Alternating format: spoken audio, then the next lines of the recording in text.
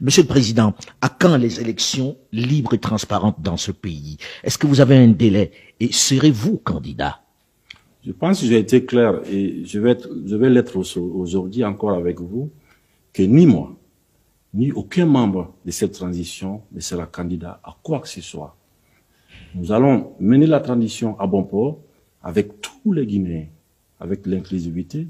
Et après la transition, dès que l'Assemblée nationale est mise en place, c'est-à-dire que nous allons partir de la base au sommet, par les communales, après les législatives et présidentielles, pour permettre que le président qui viendra après ne soit pas là à vouloir s'éterniser.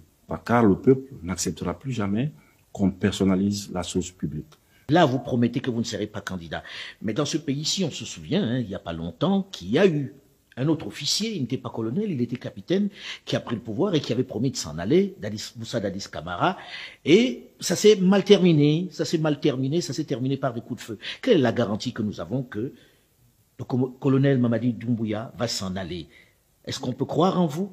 Vous savez, en tant que soldats, nous tenons beaucoup à la parole donnée. Et en même temps, nous avons fait quoi? Nous avons fait un état des lieux de toutes les expériences qui n'ont pas marché dans notre pays. Et nous ne voulons vraiment pas faire les erreurs du passé. C'est pourquoi nous sommes déterminés là-dessus, à ce que les choses soient inclusives, le calendrier, le chronogramme, le délai de la transition. Je ne peux pas vouloir dire au peuple de Guinée que je le donne sa liberté.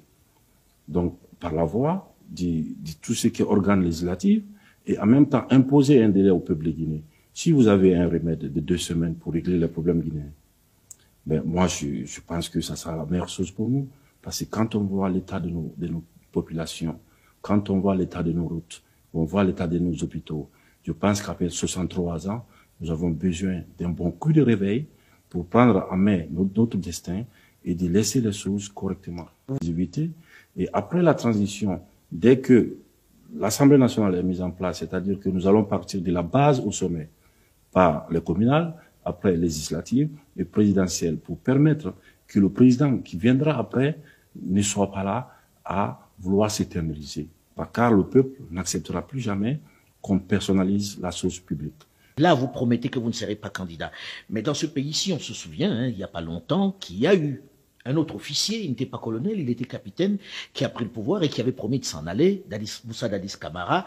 Et ça s'est mal terminé, ça s'est terminé par des coups de feu. Quelle est la garantie que nous avons que le colonel Mamadi Doumbouya va s'en aller? Est-ce qu'on peut croire en vous?